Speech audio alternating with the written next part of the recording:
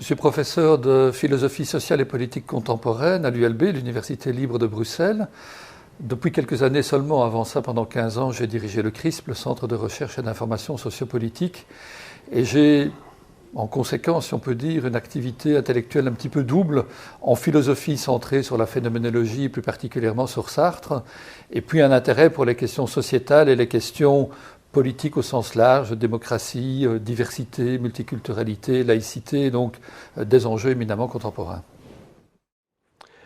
Alors vous vous penchez dans ce petit livre sur une des caractéristiques probablement les plus aisément admises de nos sociétés occidentales, je crois qu'on peut déjà quand même cerner le propos, qui est le fait que ce sont des sociétés dites individualistes. Alors il faudra bien sûr s'étendre un peu sur ce qu'on entend par cet individualisme, mais au fond c'est une chose déjà qui n'a pas toujours existé, et pour faire la démonstration, au fond, j'aurais envie de dire qu'un individualisme peut en cacher un autre, vous vous appuyez sur deux auteurs. Un américain qui nous ramène au milieu du XXe siècle, et puis un français du XXIe, malheureusement disparu un peu tôt, lui, qui nous montre qu'au fond les choses changent dès l'instant où on parle de ce mot individualisme. Oui, donc l'américain, c'est David Riesman, qui publie dès 1950 un livre qui s'appelle La foule solitaire, dans sa traduction française parue en 1964. Qui est déjà un titre paradoxal. Hein, bon. Qui est déjà un titre paradoxal, bien entendu, et qui annonce en 1950 qu'une nouvelle forme d'individualisme naît depuis la Seconde Guerre mondiale, donc depuis en fait quelques années. Alors, la démonstration de Riesman sur la société américaine des années 50 est très saisissante. Aujourd'hui, elle a un petit peu vieilli parce que cette société et la nôtre ont elles-mêmes évolué, mais il a déjà des intuitions très étonnantes de préscience par rapport à certaines évolutions contemporaines, et notamment ce qu'il appelle l'extrodétermination, le fait que le nouvel individualisme qui démarre à son époque se caractérise par une très grande dépendance de l'individu à l'égard du jugement des autres. Alors qu'on pourrait imaginer qu'individualisme rime avec autonomie, sûreté de soi, autonomie du jugement. Et l'autre auteur sur lequel je m'appuie et que je présente en quelque sorte ici, Paul Yonnet, un Français, publié chez Gallimard dans la prestigieuse collection la Bibliothèque des sciences humaines, mais qui a toujours été un relatif marginal dans la sociologie française à l'époque dominée par Bourdieu, et qui, lui, défend une théorie de l'individualisme contemporain qui est différente de celle de Riesman, mais qui converge, avec aussi cette idée d'une dépendance à certains égards de l'individu par rapport aux autres, alors que, encore une fois, on a tendance à croire que l'individualisme est le sommet de l'autonomie, voire du narcissisme, d'une coupure par rapport aux autres.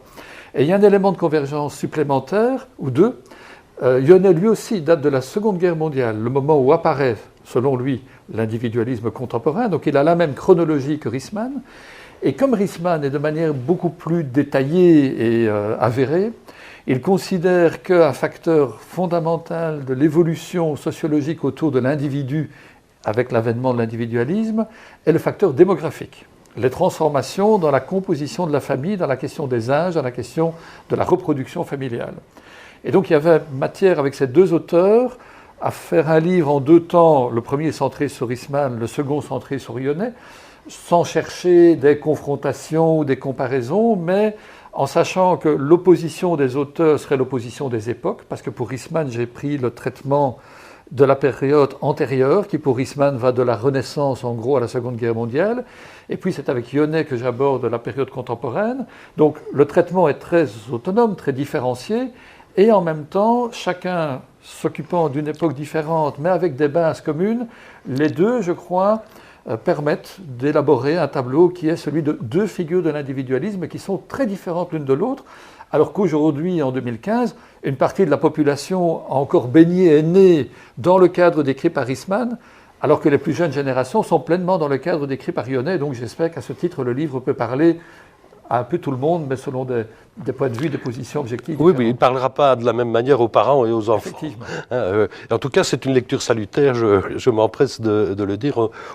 J'ai l'impression qu'on comprend quand même pas mal de choses. La rédaction du livre m'a aidé à comprendre certains phénomènes étonnants qui étaient les disparités entre ma propre éducation à une époque où c'était encore le modèle intro-déterminé de Riesman qui était assez dominant, y compris dans ma famille, et puis le fait que moi-même, dans l'éducation que je donne à mes enfants, je suis en pratique plutôt du côté de Jung, avec donc des déchirures personnelles que le livre m'a permis d'un petit peu mieux comprendre.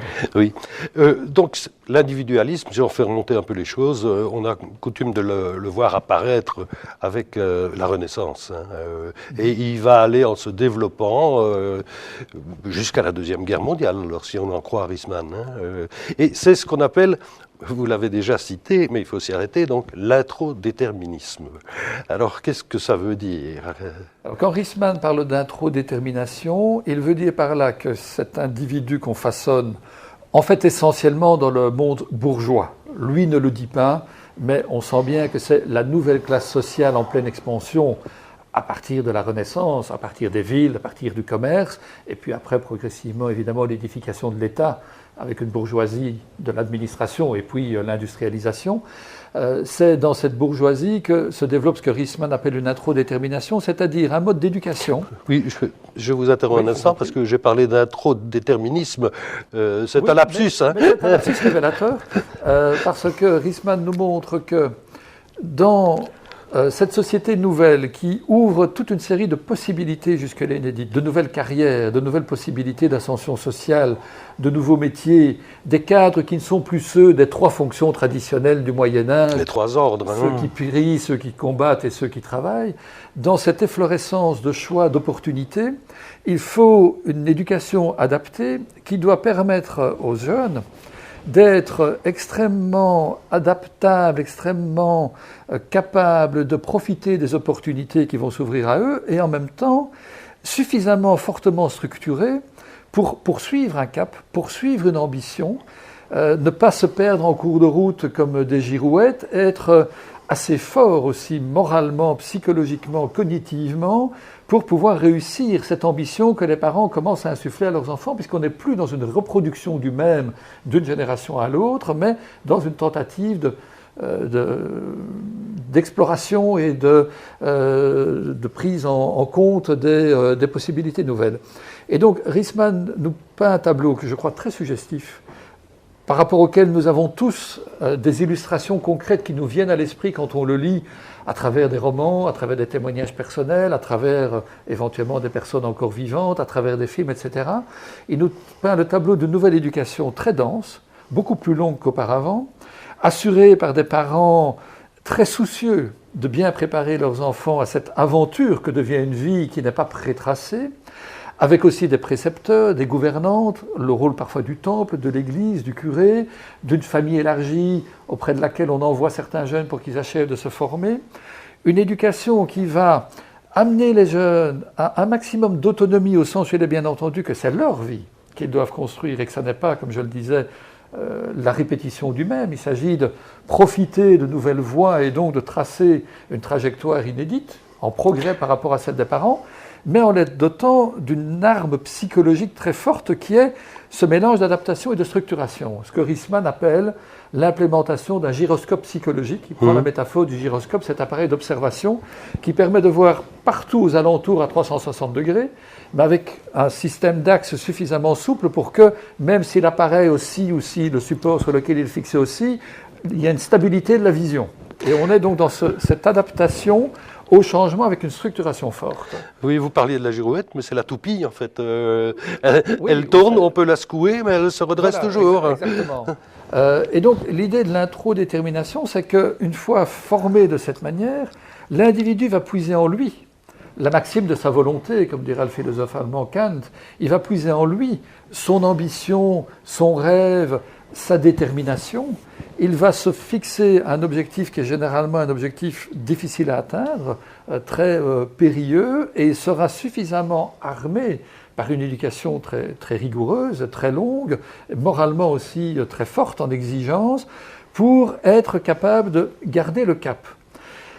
Avec donc cette idée que sa détermination est intérieure. C'est à lui-même qu'il rendait compte, c'est à sa propre résolution, à sa propre volonté, à son courage, qu'il va s'adresser, parce qu'il n'est plus inscrit dans un cadre coutumier où il suffit de respecter des normes extérieures qui dictent le comportement. Oui, parce que les sociétés anciennes, effectivement, il y avait une sorte de stabilité. Il y avait, on anticipe peut-être sur ce qui va arriver plus tard, mais enfin il y avait la présence de la mort en permanence, ça pouvait arriver à n'importe qui, n'importe quand.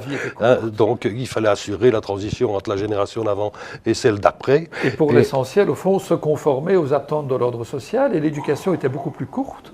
Et se faisait essentiellement par imitation. On observait ce que les parents faisaient, et les parents très tôt, avant 10 ans, mettaient déjà les enfants au travail, dans le monde paysan, mais pas seulement. Certains commençaient à apprendre le maniement des armes. Et les historiens du Moyen-Âge font remarquer qu'on avait à l'époque beaucoup moins de traités de pédagogie que de traités d'hippiatrie, c'est-à-dire consacrés à la santé des chevaux.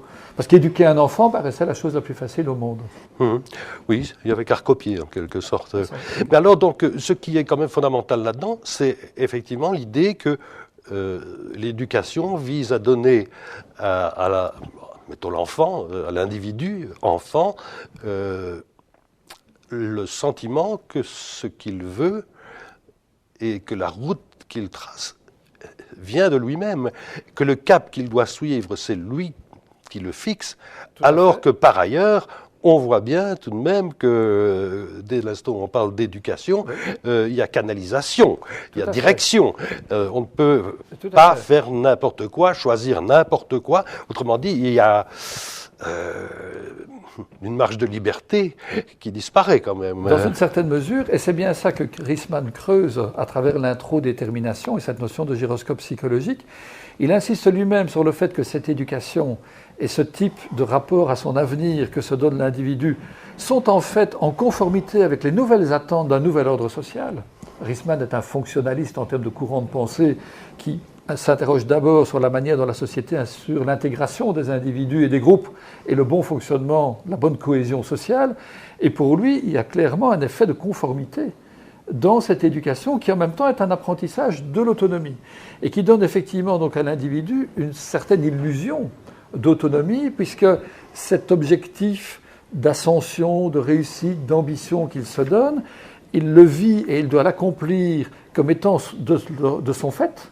Mais en même temps, Riesman y insiste, quand il tente de réaliser ce rêve, l'individu répond à des voix très lointaines qui sont intérieures à sa propre personne, qui sont les voix de ses parents et de l'ensemble de ses éducateurs.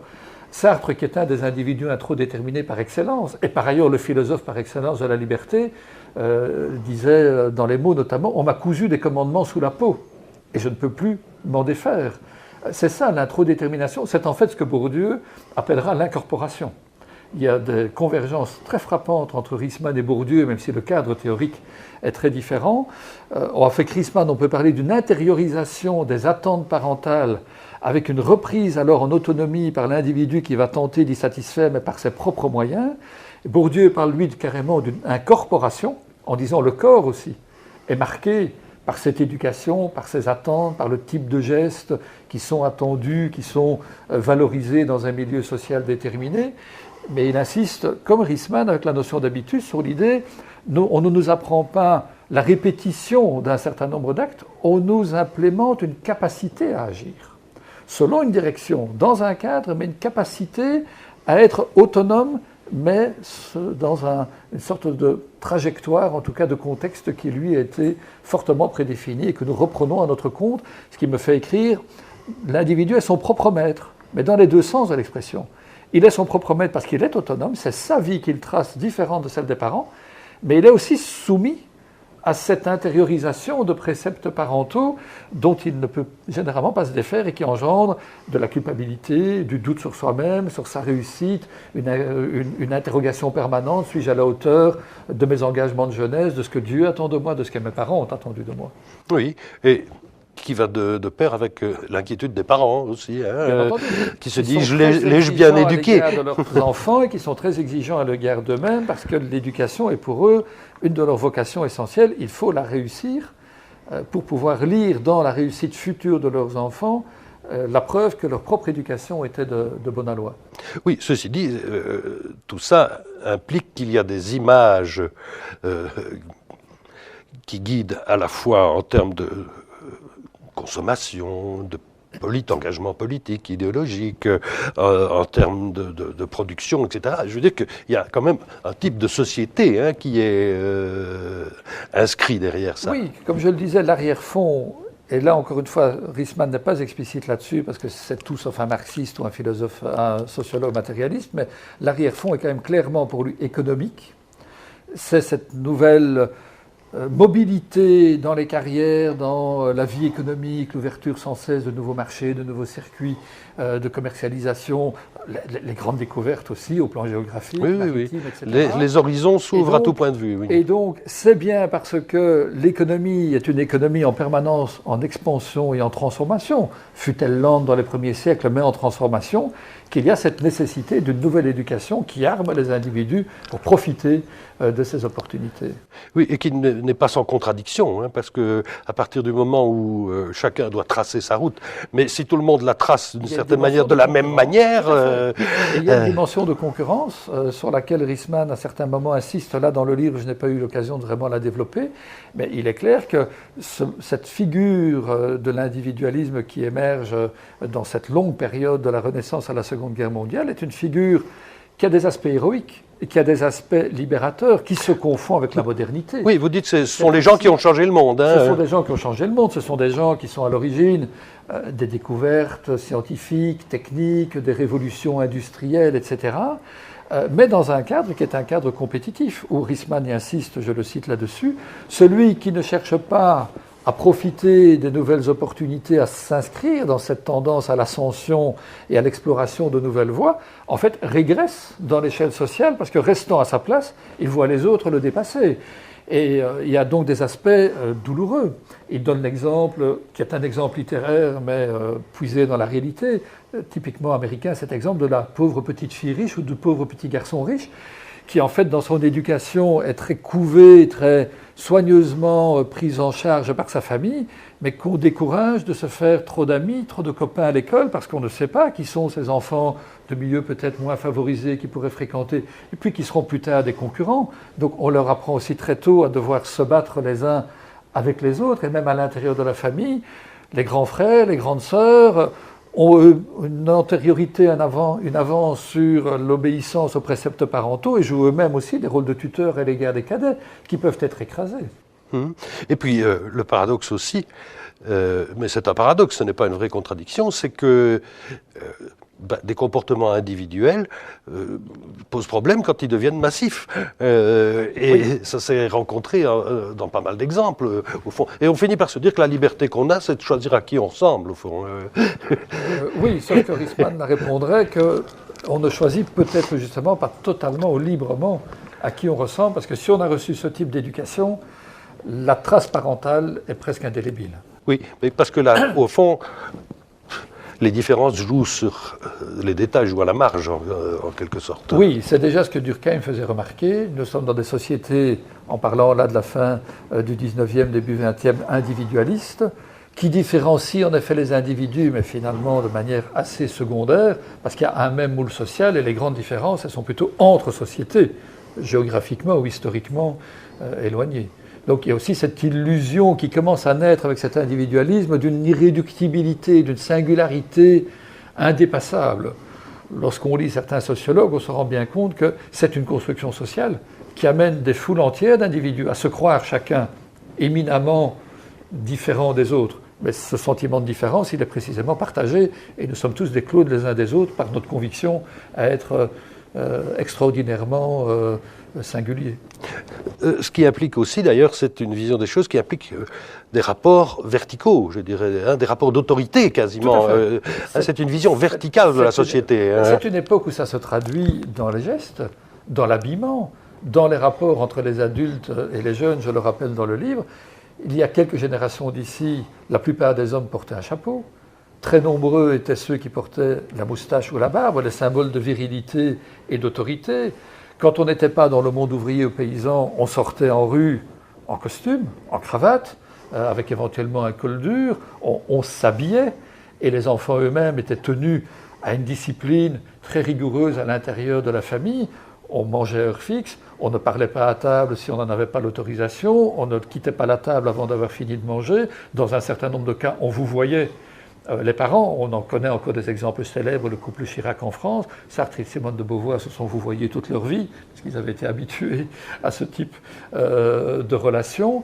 Donc il y avait quelque chose à la fois de très émancipateur dans cette nouvelle éducation et cette manière d'embrasser les chances ouvertes par la modernité, mais avec aussi une dimension extrêmement stricte, qui amène alors du coup Riesman à évoquer un phénomène que Bourdieu aussi évoquera en parlant Bourdieu de l'hystérésis de l'habitus, terme compliqué pour quelque chose de très simple. C'est l'excès de rigidité de l'individu qui est enfermé dans son ambition et dans la trajectoire qu'il s'est donnée, et qui du coup, le temps passant, peut être tout à fait inadapté à son époque. L'exemple le plus célèbre, le plus simple que Marx utilisait déjà, c'est Don Quichotte, qui croit encore qu'il doit être un chevalier digne de son nom à un moment où la chevalerie a à peu près disparu et déconsidérée. On peut prendre des exemples, je les reprends. Le colonel Nicholson, qui est un bel exemple voilà, aussi. Le pont de la rivière Kwai. Le livre de Pierre Boulle, le film de David Lean, qui, militaire, forgé à respect de l'honneur, du commandement, de la réalisation rigoureuse des tâches qu'on lui demande d'accomplir, arrive à construire un pont pour ces geôliers japonais qui l'ont fait prisonnier, et c'est un pont qui va profiter à l'adversaire japonais, mais parce que son honneur d'officier anglais lui commande de construire le meilleur pont du monde. Oui, sa stature morale impose ça. Mais bon, il y a quelqu'un dont on n'a pas encore parlé, mais c'est Freud aussi. Hein, je veux dire, la névrose collacée avec... Riesman lui-même fait le parallèle avec la topique freudienne, la deuxième. En fait, très simplement... Le gyroscope psychologique, cette capacité d'adaptation de l'individu qui est à la fois bien structuré et ouvert au changement et à son environnement, c'est le moi, chez Freud, c'est l'instance qui nous permet de nous affronter habilement à la réalité, à ses contraintes, à ses chances, de manière réfléchie. Et cette intériorisation des normes qui nous dictent, comme disait Sartre, des commandements cousus sous la peau, c'est le surmoi freudien. C'est l'intériorisation d'un certain nombre de commandements par identification aux parents. Avec alors une pathologie typique de cette introdétermination qui est chez Freud la névrose de culpabilité. On a forcément toutes les chances de ne pas être à la hauteur de l'attente des parents et de la propre ambition qu'on s'est fixée. Donc voilà le premier volet de votre travail, donc c'est, mettons la grande étiquette, introdétermination. Nous allons passer, après la Seconde Guerre mondiale, à l'extrodétermination cette fois-ci. Vous avez dit, Riesman en avait déjà eu en quelque sorte la prescience, mais la théorisation de ça, au fond, vous allez la chercher chez votre deuxième auteur, oui, qui est donc Paul Lyonnais. Qui est Paul Lyonnais, et on aura envie de dire que c'est presque un produit de la connaissance, au fond, des découvertes, des progrès de la médecine, etc., qui conditionnent ce changement de nature de l'individualisme. Tout à fait. Le livre de Lyonnais sur lequel je me fonde, c'est son dernier livre, paru en 2006, il est décédé en 2011, qui portait 3 titres. Il s'appelait « Famille » et il devait comporter 2 volumes, on n'aura jamais le second.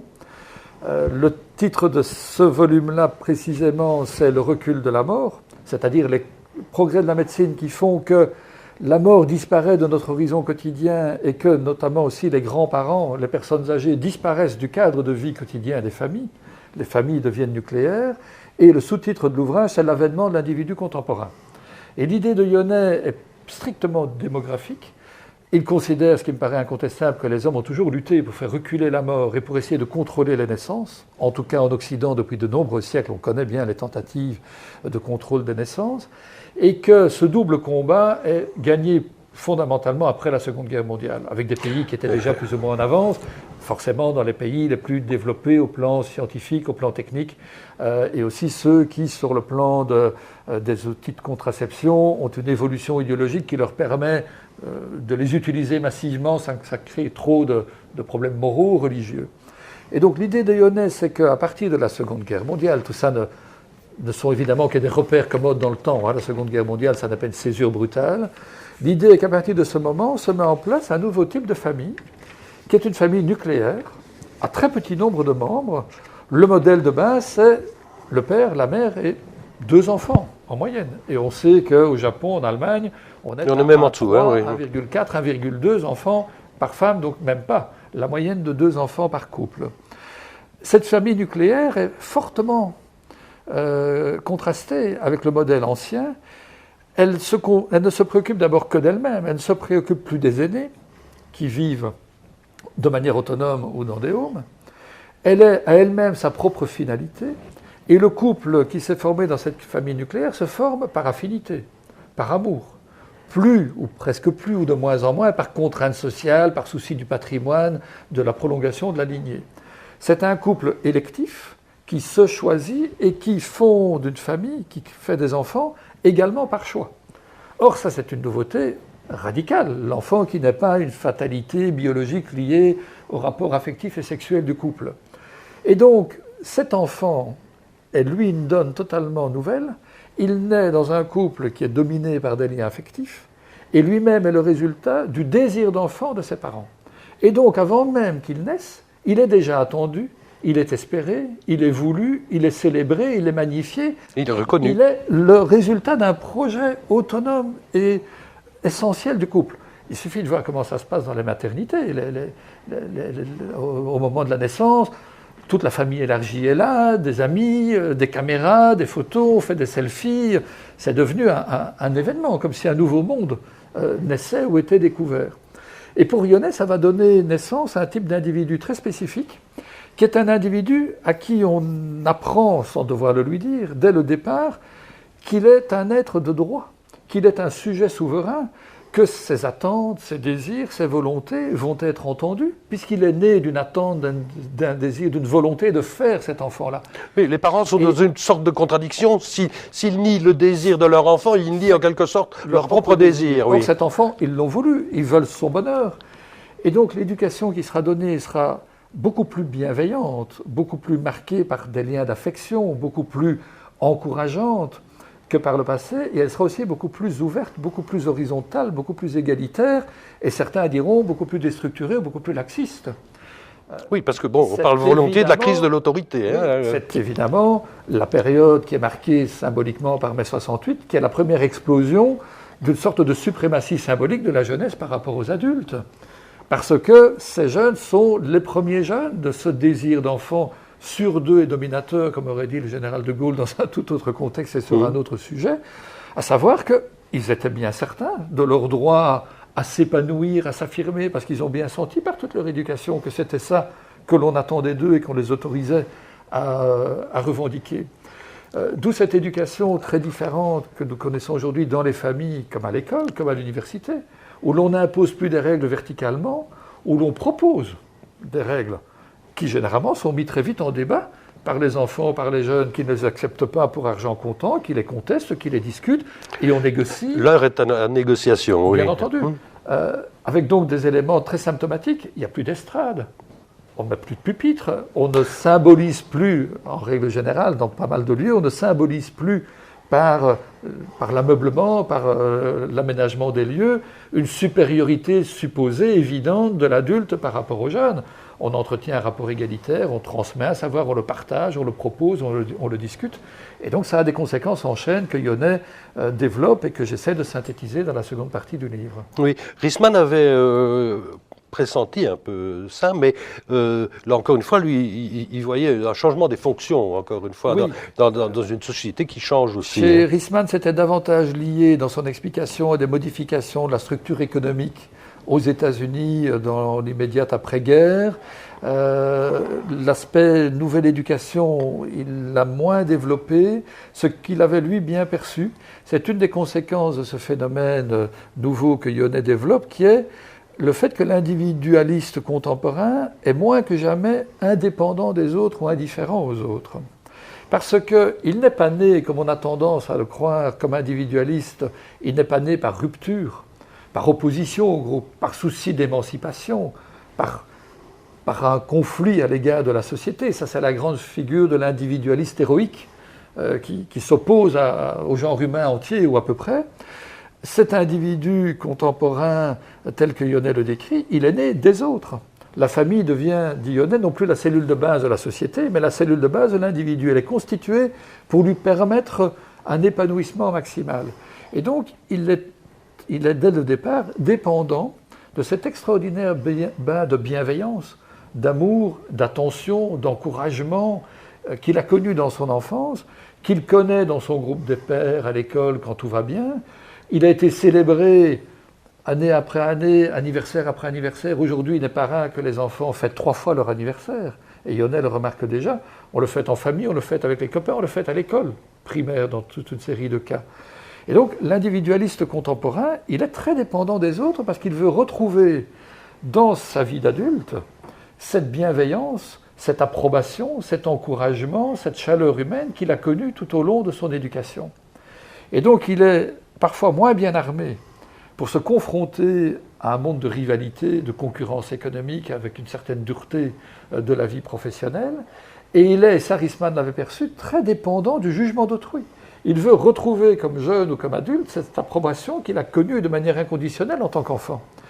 Et on peut élucider le phénomène des réseaux sociaux à partir de Riesman comme de Yonel. Alors évidemment, Riesman ne parle pas de réseaux sociaux.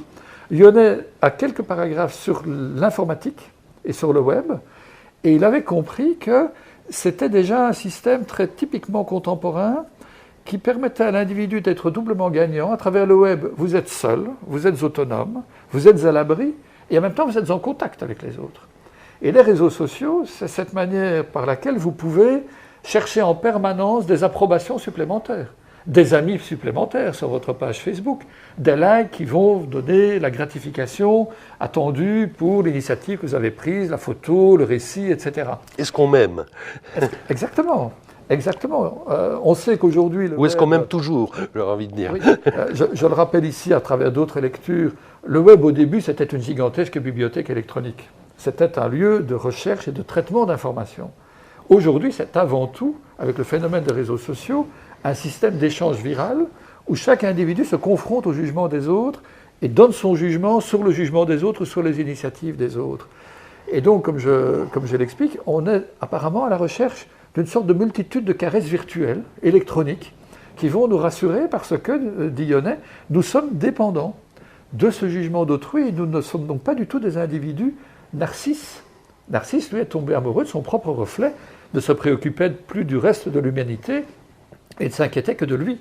Yonel montre pourquoi l'individualisme contemporain s'inquiète en permanence des autres. Un petit retour en arrière aussi, quand même. Cette double révolution qui à la fois fait reculer la perspective de la mort, celle qui permet le contrôle de la natalité, ça a quand même bénéficié largement. Et vous parliez de 1968, enfin, je veux dire que c'est aussi le féminisme, hein, la revendication féministe. Les grandes vainqueurs sont les femmes tout de même. Là-dessus, et je le rappelle, pour lui, il y a 3 vainqueurs incontestables, 3 groupes qui profitent de cette révolution. Ce sont les enfants, j'en ai parlé longuement. Ce sont les couples qui deviennent eux-mêmes leur propre finalité. Et ce sont surtout les femmes, parce qu'elles sont déchargées du soin des grands-parents, des aînés, déchargées de l'angoisse de mourir en couche, déchargées de la crainte de tomber enceinte contre leur gré et déchargées de la peur de voir un enfant mourir dans les premières années, ce qui n'était pas si rare, en tout cas il y a quelques siècles encore. Et les femmes aussi sont nées d'un désir d'enfant. Les femmes aussi, quand elles naissent, sont la réponse à l'attente, à la volonté du couple. Donc elles sont aussi évidemment bénéficiaires de cette nouvelle éducation. Et ce n'est sûrement pas un hasard si la montée de la revendication féministe connaît vraiment une explosion dans l'après-guerre. Les femmes n'ont aucune raison de rester modestes ou écrasées ou subordonnées à l'égard des hommes, puisque en tant qu'enfant né dans cette famille qui a voulu cette petite fille ou cette jeune fille, elles sont en position égale à l'égard du garçon symboliquement. Et donc elles vont, une fois adultes, pouvoir revendiquer une égalité réelle par la loi et plus difficilement à travers la vie économique où l'on sait que le retard est plus considérable. Et Yonel attache beaucoup d'importance et fait de très longues démonstrations extrêmement frappantes sur les multiples changements législatifs qui sont les conséquences de cette nouvelle donne. Les femmes en plus peuvent travailler une fois qu'elles ont beaucoup moins d'enfants, mais il n'y a pas que les femmes. Au-delà des femmes dont on comprend très bien qu'elles revendiquent une égalité puisqu'elles elles occupent la même position dans la famille nucléaire d'enfants nés d'un désir, ce sont ce qu'on appellerait aujourd'hui toutes les minorités, qui revendiquent une égalité en dignité et en considération parce qu'il est entendu qu'un être humain doit être le produit d'une volonté, d'un désir, d'une attente. Et donc, serait-il éventuellement handicapé ou transgenre, homosexuel ou autre? Pourquoi resterait-il en retrait ou dans une position inférieure? Il peut aujourd'hui très naturellement et très légitimement revendiquer une égalité de droit et symbolique, parce que cet enfant-là, ou ce jeune-là, ou cet adulte-là est aussi né d'une attente, et quelle que soit sa singularité, il va demander à bénéficier de cette égalité de statut. Alors de la même manière, au fond, que les rapports au sein de la famille avec cet enfant désiré se font de manière beaucoup plus horizontale, hein, le bébé est un sujet oui. Dès le départ, ce bébé il va transporter avec lui cette horizontalité partout dans sa vie, si je puis m'exprimer oui. comme ça, aussi bien à l'école que plus tard au travail, etc. Et notamment aussi dans son engagement social ou politique, ce qui permet d'expliquer la nature de certains mouvements contestataires aujourd'hui, qui sont, je dirais, des organisations molles oui, à certains égards. Si on prend en compte leur structuration, effectivement, elle est en tout cas beaucoup moins ferme, moins rigide. De fait, et là c'est un point que Yonnet ne développe pas lui-même, mais qui m'a semblé possible de développer dans le droit fil de son propos, on peut lire certaines formes caractéristiques de l'engagement contemporain dans son cadre intellectuel. C'est tout à fait faux de croire qu'il n'y a plus d'engagement, plus de soucis à l'égard des autres ou à l'égard de la société. On voit bien que c'est tout l'inverse, les jeunes sont tout aussi impliqués. Mais ce qu'ils ne peuvent plus spontanément accepter, c'est l'idée d'être embrigadés, c'est l'idée d'être soumis à des appareils verticaux, avec une ligne, avec une hiérarchie, avec une structure, avec une doctrine, avec une obligation d'obéissance, et au fond, d'indistinction, tous nous sommes membres militants, encartés, nous devrions tous suivre la ligne. Ça, c'est en contradiction totale avec tout ce que nous venons d'évoquer, et donc on voit les partis politiques obligés de se rendre beaucoup plus démocratiques dans leur organisation interne, avec ce phénomène nouveau qu'on connaît bien en Belgique de l'élection des présidents au suffrage universel, même si on n'a pas toujours une compétition extraordinairement ouverte, mais aucun parti aujourd'hui n'oserait dire « nous désignons notre chef en petit caucus et la base n'a qu'à se taire ». Mais surtout ces mouvements comme les Indignés, ou toute autre chose, ou Art Bovenart, des mouvements de citoyens, où on a pourtant généralement un objectif très précis, on réagit à une situation économique, à l'austérité, à la crise financière, à des politiques que l'on dénonce, mais où il est bien entendu qu'on ne va pas constituer un parti, on ne va pas désigner de chef, il ne va pas y avoir une structure hiérarchique, un mode de fonctionnement qui maintiendrait une bonne partie des membres sur le côté. Tous égaux, on définit collectivement la ligne, on se fonde sur une solidarité vivante, chaude, où la participation physique effective est valorisée plutôt que de faire se concentrer le pouvoir dans un petit groupe d'élite qui seraient les penseurs. Et en fait, ces mouvements, tout contestataires qu'ils soient, intériorisent et traduisent par la force des choses, parce qu'ils sont de leur époque, une donne typique de l'individualisme contemporain. Ils veulent qu'un engagement collectif réponde à ce souci d'autonomie, de reconnaissance de la singularité de chacun, y compris dans un groupe. Je suis militant, mais ma parole doit compter autant que celle des autres, je dois pouvoir m'exprimer librement, je dois pouvoir quitter librement, je ne m'inféote pas à un chef, et en même temps je m'inscris dans un collectif, et j'espère dans ce collectif trouver une chaleur humaine, une dynamique qui va me gratifier d'une certaine solidarité, d'une certaine assurance. Et qui rend caduque, au fond, la vieille question de savoir si ce sont la disparition des grandes institutions et des idéologies qui ont permis l'individualisme, ou si c'est l'individualisme. Oui. Je crois qu'avec Yonnet, il est assez clair que le double phénomène qui est la crise des grandes institutions de reproduction idéologique, la crise de l'État, la crise de l'école, la crise de l'armée, la crise des partis politiques, la crise des syndicats, la crise de l'Église, ce phénomène-là et ce qu'on a appelé, de manière d'ailleurs superficielle, la fin des idéologies, ce sont deux phénomènes qui peuvent tous les deux s'éclairer, qui ne se réduisent pas, mais qui peuvent s'éclairer par le schéma de Yonnet. Ces structures et ces idéologies fonctionnaient sur une base verticale, avec une hiérarchie, avec une ligne, avec une obligation de suivre. Ça, aujourd'hui, ce n'est plus acceptable pour une masse considérable de nouveaux citoyens. Mais donc... c'est quand même à ça qu'on vient, il y a le besoin des autres, oui. Fondamental, et presque paradoxal. Tout à fait. Paradoxal, contre-intuitif quand on pense à l'individualisme, qu'on conçoit sans analyse un peu approfondie comme un repli sur soi ou une simple affirmation arrogante de ses propres intérêts, sans plus. Et c'est vrai qu'il y a ça. Yonnet écrit avec ces éléments dans son discours qui parfois l'ont fait cataloguer de sociologue de droite, il y a une formidable crise de l'interdit qui est caractéristique de la société contemporaine, de l'individualisme contemporain, avec d'éventuels effets pervers si on s'inquiète d'une baisse de cohésion, d'une baisse de respect de certaines institutions, de certaines normes.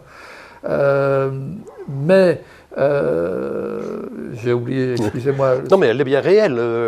Mais ce besoin, ce besoin de l'autre est effectivement là. Ce refus de se soumettre à l'autre n'enlève rien au besoin du regard des autres. Contact avec l'autre et du besoin du regard des autres. Et donc l'individualisme, ça n'est pas seulement s'opposer à des normes, c'est avoir besoin d'un autre type de rapport à autrui qui est un rapport plus horizontal. Un rapport narcissique, ça pourrait être, voilà, j'aime l'image que je me renvoie de moi-même. Dans ce cas-ci, ça pourrait être via notamment les réseaux sociaux, comme on l'a dit tout à l'heure. Est-ce que l'image que j'offre est aimable? De ce point de vue-là, les selfies, ce n'est pas que du narcissisme, parce que les selfies n'existent que pour être partagés, que pour être diffusés. La caractéristique du selfie, ce n'est pas que je me photographie, c'est que je réponds à la photo partout et que j'espère qu'on va me dire qu'elle est formidable. Donc ça n'est pas du tout un acte simplement narcissique où il y a un souci que de soi, c'est d'abord l'approbation d'autrui qu'on recherche. Cela dit, il y a quelques inconvénients aussi à cette formule-là. On a vu que ce gyroscope psychologique de la période antérieure, si je puis m'exprimer comme ça, est remplacé aujourd'hui par autre chose, par le sens de la responsabilité. Oui, je suis seul, c'est à moi de me décider, etc. Mais ça reste difficile aussi, et ça peut, là aussi, amener à des dérives. Et ce qui est intéressant aussi, c'est que ce qui est probablement une pathologie caractéristique de cette extra-détermination de l'individualisme actuel, c'est la dépression. Oui, parce que l'éducation n'a plus le caractère strict qui va prétracer l'idée d'une trajectoire. Oui, on n'a plus le guide. Donc on va répugner à amener l'enfant à intérioriser une certaine structure mentale et une certaine obligation de réussir sa vie, mais au sens de l'ascension sociale, de la promotion de ses propres intérêts. On a affaire aujourd'hui, dans un certain nombre de milieux, à des jeunes qui sont beaucoup plus cool, comme on dit, à l'égard de l'idée de la réussite étroitement définie en termes de trajectoire sociale. Par contre, l'injonction qui est donnée à l'individu, c'est précisément, puisque nous t'avons voulu dans ta singularité, épanouis-toi, sois heureux, fabrique-toi toi-même, construis ta propre trajectoire de très propre main et en toute liberté. Mais tout le monde n'a pas la capacité d'être l'architecte de sa propre vie. Et puis on n'est pas loin de la double contrainte des psychiatres, du double bind, quand on dit « sois naturel ». Oui, qui est de donner un ordre d'autonomie. Oui, et donc ça, oui, mais je veux dire que ça peut avoir des conséquences psychologiques graves. Il y a l'intention intérieure. Et donc sur ce point, au-delà de Yonnet, je mobilise un livre d'Alain Ehrenberg, aussi un sociologue français, un livre très connu qui s'appelle « La fatigue d'être soi » et qui est un très bon complément de Yonnet, qui défend l'idée que cet individu contemporain à qui on dit qu'il est, ce qui est formidable, l'architecte de sa propre vie, libre de se construire comme il l'entend, mais qu'il doit le faire tout seul, cet individu peut se trouver tout à fait démuni, se sentir incapable de se prendre suffisamment en main, et s'il est alors face à un sentiment d'échec devant une identité mal définie, une trajectoire dont il ne sait finalement lui-même pas très bien comment la dessiner, mais que faire de ma vie, pourquoi ceci plutôt que cela, parce qu'on ne m'a pas poussé par mot d'éducation dans un sens plutôt que dans l'autre, et c'est une sorte de liberté d'indifférence. À la limite, c'est l'âne de Buridan qui meurt de faim, parce qu'il a à la fois faim et soif, mais que le seau d'eau et la botte de foin sont à égale distance, et qu'il ne voit pas pour qu'il irait plutôt d'un côté que de l'autre. Et du coup, restant sur place, il meurt à la fois de faim et de soif. Mais l'individu contemporain peut être là, impuissant devant cette formidable liberté qu'on lui donne, et sombrer dans la dépression, qui sera alors la pathologie caractéristique de notre époque, qui est une crise de dignité élémentaire par rapport aux attentes que la société a à notre égard, qui sont ces attentes d'autoréalisation. La honte de n'être que soi. La honte de n'être que soi. Et là aussi, ça n'est pas chez Yonnet, mais je me suis permis de l'ajouter, la mode des coachs aujourd'hui, en tout genre, dans tous les domaines. A priori, on pourrait se dire, voilà le phénomène anti-individualiste par excellence, puisque c'est faire appel à autrui. Mais si on lit convenablement Yonnet, je crois que ça se comprend très bien, et Ehrenberg aussi, nous ne savons pas, tout seuls, assurer la construction de notre existence avec simplement des personnes qui nous disent tout ce que tu fais est formidable, mais ça ne nous dispense pas de décider et de devoir édifier pas à pas telle réussite plutôt que telle autre. Et donc, livrés à nous-mêmes, mais nous avons besoin de nouveaux tuteurs. Et à force d'avoir eu des parents trop bienveillants, on va chercher de nouvelles autorités de substitution avec un code psychologique, sportif, spirituel, etc., etc. Alors, est-ce que tout ça ne vient pas aussi peut-être d'une sorte de confusion entre autonomie et indépendance, si vous voyez ce que je veux dire. L'indépendance, c'est laissant de côté la question de rapport aux autres qui me semble appartenir aussi à la question de l'autonomie. Oui, je pense que les deux auteurs montrent bien qu'il n'y a pas d'indépendance, qu'il y a par contre une sorte d'impératif d'autonomie. Encore une fois, nos choix doivent être les nôtres et nous devons nous rendre des comptes, mais ça ne nous rend pas quittes des autres, et ça ne nous rend surtout pas incapables de nous passer des autres. Mmh. Et donc, peut-être une certaine norme sociale, malgré tout. Oui, sauf qu'aujourd'hui, la norme sociale est précisément cette norme contradictoire à laquelle vous faisiez allusion. C'est celle qui nous dit, vous êtes des individus, vous devez vous concevoir comme des individus, vous devez vous mobiliser en tant qu'individu. Je conclus en empruntant beaucoup là, à Pierre Macheret à l'introduction de son dernier livre, Le sujet des normes. Je conclus sur cette notion de norme sociale en rappelant que dans la foulée de Foucault notamment, c'est tout sauf une règle, y compris au sens juridique du terme.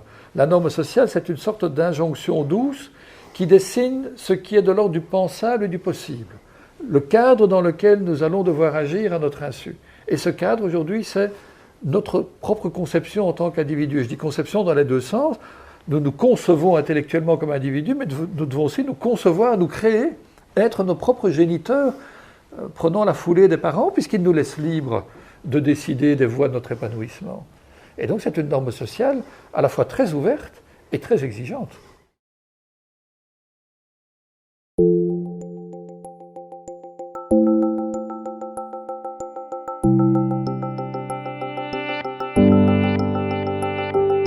Thank you.